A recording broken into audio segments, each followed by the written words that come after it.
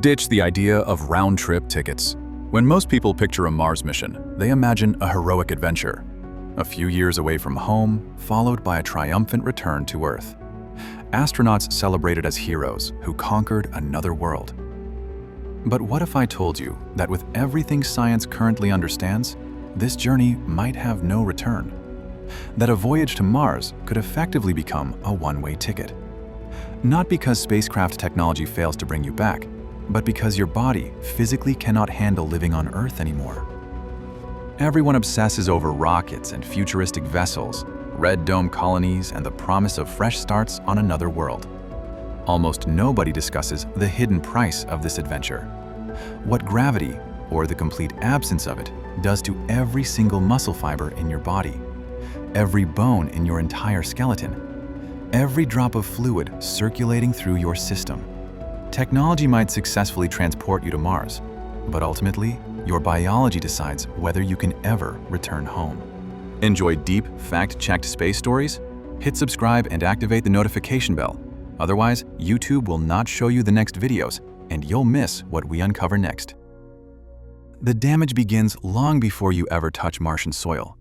The voyage itself presents massive challenges for human physiology. For months, you would exist in microgravity, essentially floating inside the spacecraft with no sensation of weight at all. Initially, that sounds incredible, almost like a fantasy. No constant pressure on your spine, no effort required to stand upright or carry heavy equipment. Except human bodies evolved specifically under Earth's gravitational pull, being dragged downward constantly every single second of our existence. When that force completely vanishes, a silent deterioration begins inside you. The fluids inside your body, which gravity normally keeps well distributed, start behaving abnormally. More liquid migrates toward your head, creating increased pressure. This affects your eyes and brain in ways medicine still doesn't fully comprehend. Numerous astronauts return to Earth with permanent vision damage doctors cannot explain. Persistent headaches become part of everyday life. Faces become puffy and swollen from the fluid buildup. A constant sensation of heaviness in the upper body never goes away. And that's merely the beginning of the problem. The degradation happens silently but relentlessly. Every day without gravity takes its toll on your body. Meanwhile, your muscles begin surrendering to the environment. Without gravity constantly forcing you downward, your body decides it requires less strength to remain upright. Your legs, which support your weight constantly here on Earth, essentially go dormant. They stop working as hard because they no longer need to. Within just a few weeks, muscle mass drops dramatically. Even with rigorous daily exercise, the situation resembles trying to hold water with open hands. You slow the damage, but you absolutely cannot stop it from happening. The human body simply wasn't designed to exist without gravitational resistance. It's a fundamental biological limitation we haven't solved. Your bones suffer even worse damage than muscles. They evolved specifically to bear your full weight, step after step, year after year. Without that constant load, your body concludes it doesn't require such strong skeletal structure anymore. It begins extracting calcium from your bones, as if recycling unnecessary building material. The outcome resembles severely accelerated osteoporosis. What normally takes years to develop on Earth happens within mere months during spaceflight. The rate of deterioration is genuinely alarming to medical professionals. Your spine transforms as well. Without gravity's constant compressive force pressing vertebrae together, it elongates by several centimeters. Growing taller might sound appealing initially, but this change comes with severe costs. Chronic pain becomes your constant companion. Discomfort follows every movement you make. Spinal misalignment creates problems throughout your entire body. Many astronauts return to Earth walking awkwardly with strange, unsteady gaits, hunched over and dealing with chronic back problems that may never fully heal, because the human body simply wasn't engineered for prolonged weightlessness, followed by gravity's sudden return. This is one of the most significant barriers to long-duration space travel, and it gets dramatically worse the longer you stay away from Earth. Now picture finally arriving on Mars after enduring months in that environment. It's no longer complete microgravity, but it's nowhere close to Earth conditions. Martian gravity measures roughly 38% of what we experience here. If you weigh 176 pounds on Earth, your body feels something around 67 pounds on Mars. Sounds fantastic, doesn't it? Lighter and significantly easier to move around. But from your body's biological perspective, this means something entirely different. You're never again forced to operate under full terrestrial gravitational load. Over time, your bones and muscles adapt completely to this new, reduced reality. Everything inside you becomes specifically designed for Martian conditions. Your entire physiology reorganizes itself around the new gravitational reality. This adaptation happens whether you want it to or not. The body simply responds to its environment. Your heart adapts to pumping blood under reduced gravitational stress. It doesn't need to work as hard, so it gradually becomes weaker over time. Joints function with significantly less resistance, and they adjust accordingly. Your skeleton doesn't require the same structural strength, so it continues losing density. The longer you remain living on Mars, the more your body becomes physically Martian. At least from a biological and physiological standpoint. And here's the terrifying reality that keeps scientists awake at night. Because the implications are genuinely frightening. What happens if after months or years living on Mars, you attempt returning to Earth? First, another months-long journey through microgravity awaits you. Then suddenly, and without any transition period, your body, which adapted to functioning with far less gravitational force, must cope with Earth's full power again. Your heart must pump significantly harder than it has in years.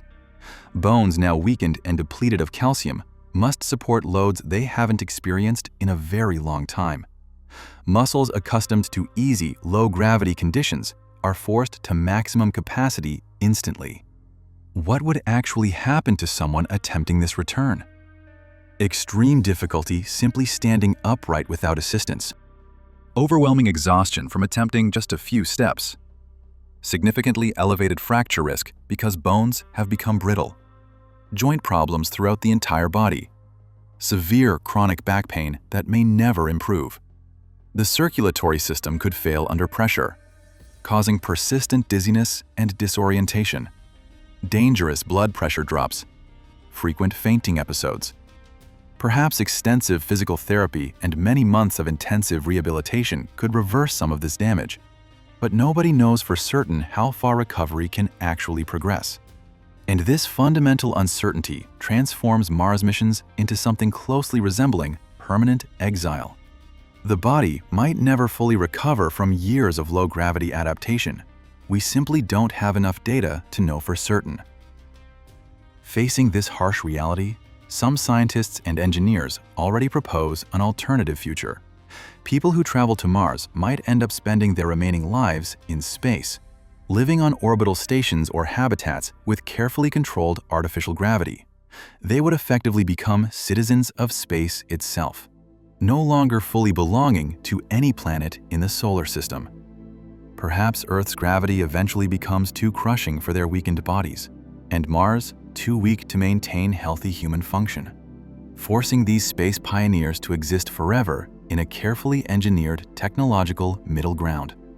Neither fully Earthlings nor fully Martians. A new category of human existence entirely. Obviously, ideas exist attempting to prevent all of this damage. One concept involves rotating spacecraft that generate artificial gravity matching Earth's pull. Another proposes specialized compression suits, applying constant pressure to the body and simulating gravitational weight. Or perhaps pharmaceutical compounds could protect bones and muscles from deterioration during the journey. Rigorous daily workouts already form standard, mandatory routines for current astronauts on the space station. But the simple, uncomfortable truth remains. Nobody has ever spent years living on Mars to know precisely what happens to the human body. Most current knowledge comes from relatively brief International Space Station missions lasting months, not years, and computer simulations that may not capture everything. The reality could be significantly worse than our predictions. Or perhaps solutions will emerge that we haven't yet imagined. So before dispatching a group of humans to colonize Mars, humanity must confront a genuinely difficult question. Are we prepared to accept that these pioneers might never be able to return home?